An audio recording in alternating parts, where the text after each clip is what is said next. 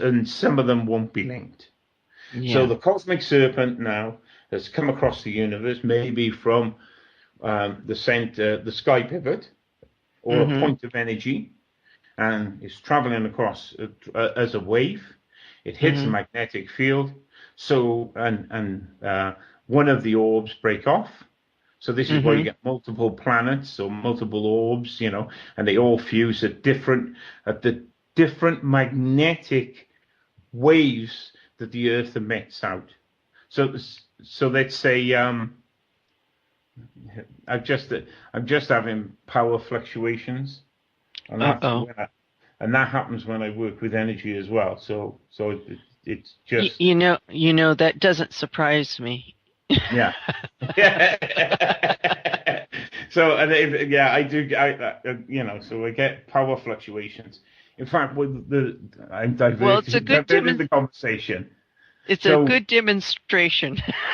yeah, when I was dying, right, and I was recovering, or coming back after those near-death experiences, I was working with Steve, as I said, and Alex, his grandfather was a Maori chief.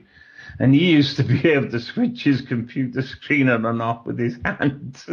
And Yeah. he'd drag it across and you could see the charge going across the screen. So Oh it's, gosh. but Yes. they were funny. They were really strange people. So, Yeah. it was very difficult with it because the energy was just so intense, just very Yes. difficult. Well, So anyway, I understand what you're saying. yeah, yeah. So Good. I don't know whether I answered that or not, but what you I think you did. I think you yeah did, Paul. And at it, least I have a clear idea in my mind of what you're yeah saying. So, um, you also described in your book that energy opens and closes and moves in multiples of 3 and 6s, and that this is the energy of the ancient oracle of the I Ching. I Ching. What did you mean by that? well do you know of the divination tool, the I Ching? Yes. You know the shape changing dragon that it's classed Yes. as. Yeah. Well, uh, let me qualify. I want to qualify some things.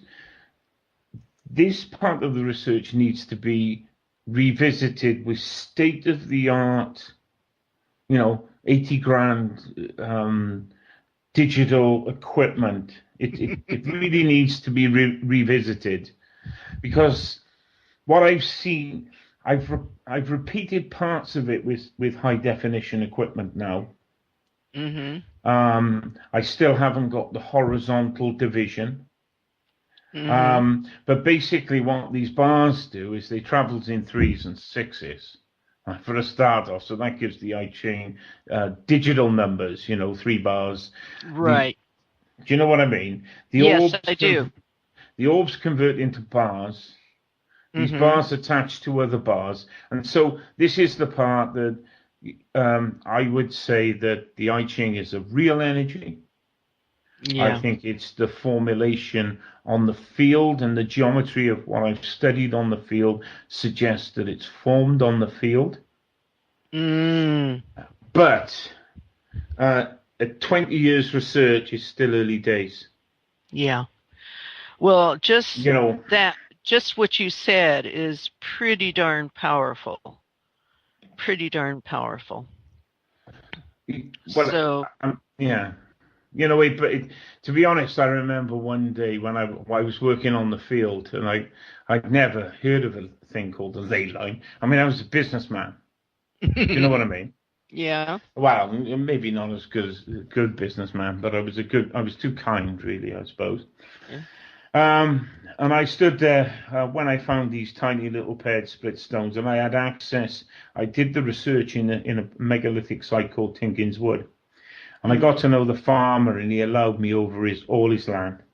And Mm. I followed these fields, and I found these tiny little D-nose stones, which were probably about 2 inches long and an inch high.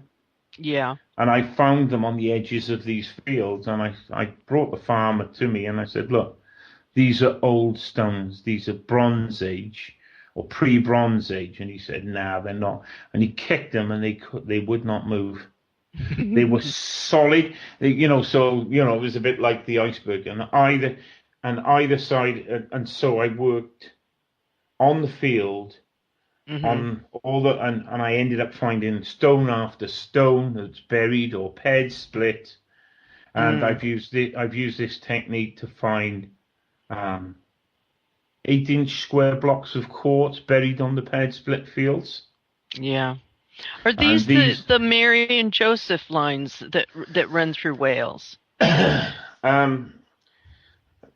You see, most of this has not been read, so I wouldn't know what they were. I mean, I know that there's massive ley lines, energy fields that run through Thornborough Henges that tie into Easter Island. So and there's the world Greater field, and that world field is regulated by that point of energy.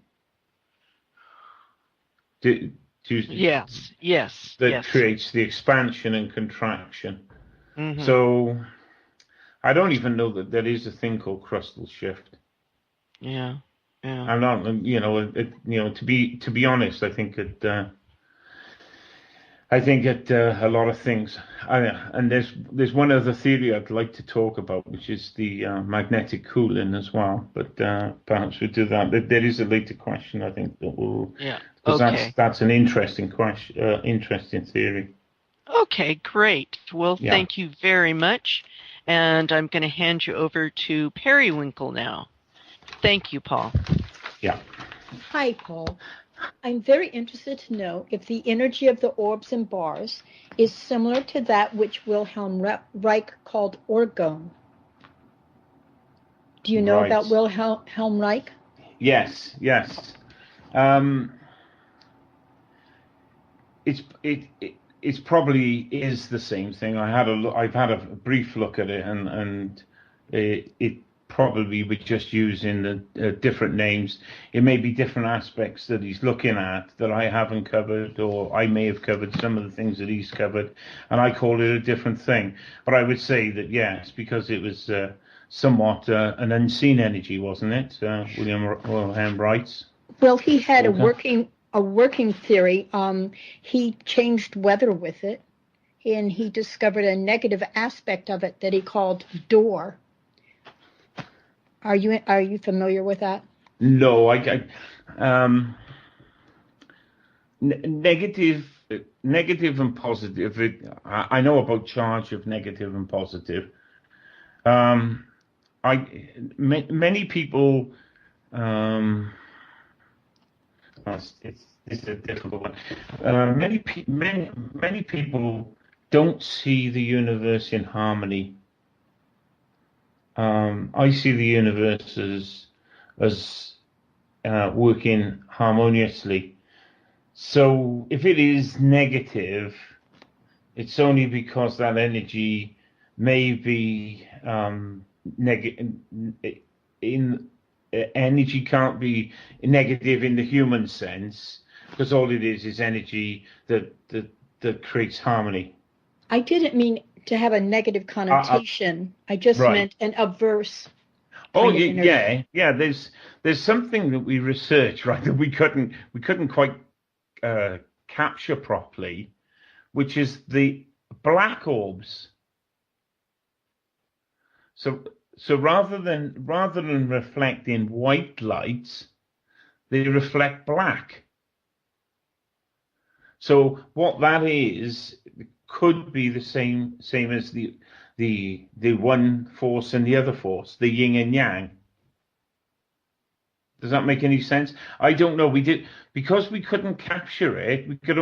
We only captured it in daylight. You see, some of the daylight photographs we had black orbs. So, and black bars. So it was like as though it was absorbing light. So I would suggest that there is a positive and a negative to these things in terms of that. Is that what you meant? And I would say that I think we're probably talking about the same thing. As for the weather modification, I think that yes, that can be done by altering the field. Does that answer the question? Oh, yes, I think you did a wonderful job. Yeah. So many people are coming at this from different directions, but yes, there's negative and positive aspects. That's what I wanted to know. Yeah. I would like to ask a question for Green Meadow. Have you been able to increase your ability to see or feel orb energy over time? Right.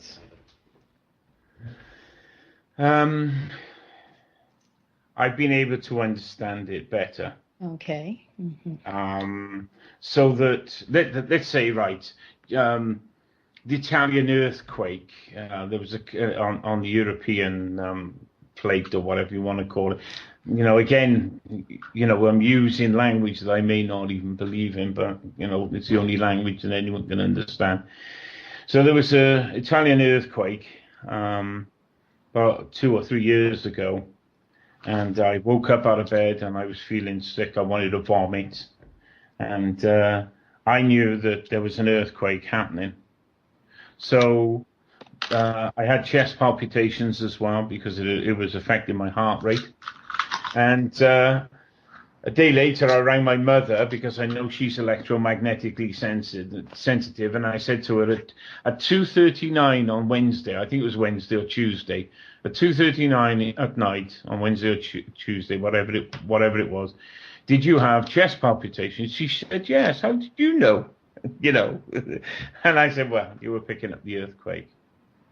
So that what happens is that your headache, oh, I got to go to the doctor, I got a headache, right, becomes that what the energy is doing. So is that, and through that process, you are tuned in. So I'm not sure that the energy becomes stronger, although it does. Do you know what I mean? You're tuned in, you feel more, you understand more of it. You can then maybe use it to shift clouds with energy. Controlling it's very difficult. Moving objects, John's done. John's with me now, but we couldn't get the other mic working, and John's moved objects without touching them. But it's a bit wild. Like these things are just a bit like that. Can't you still start to restrict your own mind by saying that cannot happen. Do you know what I mean? Well, so you're not separate from it. You are part of it, and now you know how much more. Right. That's right. But as this dawning comes on, I was reading a publication on earthquakes and heart attacks, and what it is there's a slight rise in heart attacks before the earthquake occurs. Right? Now, the scientists say the intake to hospitals is a slight increase of heart attacks prior to an earthquake. But they sort of, just because there's a 5% or 10% increase in heart attacks, it doesn't mean to say they're picking up the signals prior to the earthquake. And of course, all these heart attacks are due to people losing their homes. Not that the electromagnetic field is affecting the heart's electromagnetic field and giving them heart attacks. Do you know what I mean? So as soon as with a declining magnetic field, and the magnetic field was robbed because of this event that I talked about of the Crab Nebula, or particles coming in from space, we started a cycle of magnetic decline. So the magnetic decline has been declining, and this is what's made us insane, because we lack connection to anything. And as soon as we start reconnecting and the magnetic field starts to become charged, we will then start to see this energy again. We will then start to react with this energy again. We will then know why the energy leaks out of my shoulder or anybody's shoulder. Where it enters the body.